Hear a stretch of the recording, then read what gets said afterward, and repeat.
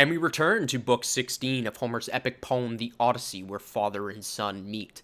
Now, if you have yet to catch up to this point in the story, or have just stumbled across this video, then down in the description below is a link to a playlist where you can listen to the entire epic poem as it is being recorded.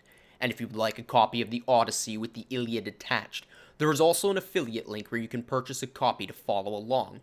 Or if you wish for a copy of the more poetic version, you can find a link to the Fagles translation, but that only contains the Odyssey.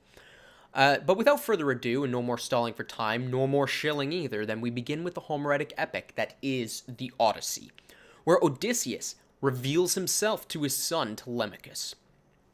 And at the start of Book 16, Odysseus gives the loyal swineherd yet another loyalty test by hatching a plan to beg at the palace, to which Eumaeus strongly advises against. Instead, he asks him to wait here underneath his roof until the Prince Telemachus can return, as the prince will surely clothe and feed him.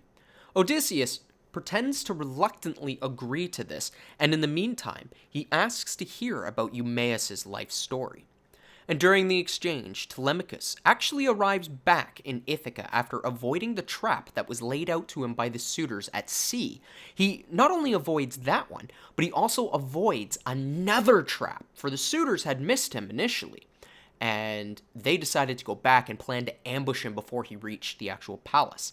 He instead didn't go to the palace and avoided this trap, but he instead had went down to Eumaeus' house, where unbeknownst to him, his father awaits. Now, he wasn't just doing that of his own free will. He was kind of guided there, for lack of a better word, by Pallas Athene. Now, this is not just Telemachus' doing. As I said, he was following Athene's advice. He kind of knew it was Athene, but didn't really. And here, inside of the swineherd's farmstead, Telemachus encounters his father Odysseus, disguised as a beggar. And when the swineherd goes out of his house briefly, Athena transforms Odysseus back into his younger version of himself, and shocked at the sight of a man transforming before his eyes, Telemachus believes him to be a deathless god. But Odysseus refutes this claim and reveals himself as none other than his father. There, at last, Telemachus comes face to face with the man that he has been searching for and hasn't seen since he was an infant.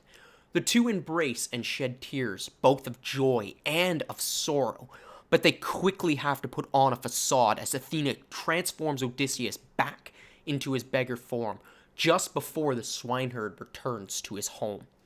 Now, it is only that the father and the son know that the true identity of the beggar, and the truth that Odysseus not only lives, but has returned home to Ithaca.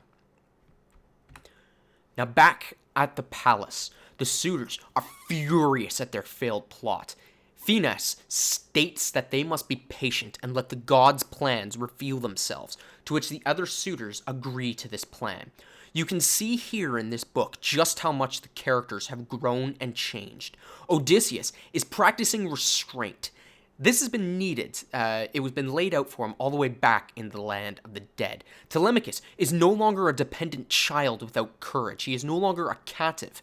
He is now side by side with his father, with courage in his heart. He has begun to earn his right to rule.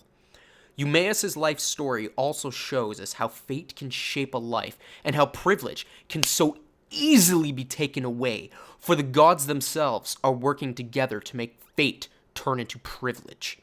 And with that, Book 16 comes to a close, and if you're enjoying these summaries and explanations, then don't hesitate to subscribe and like. But if I can improve anywhere, then please let me know in the comments below.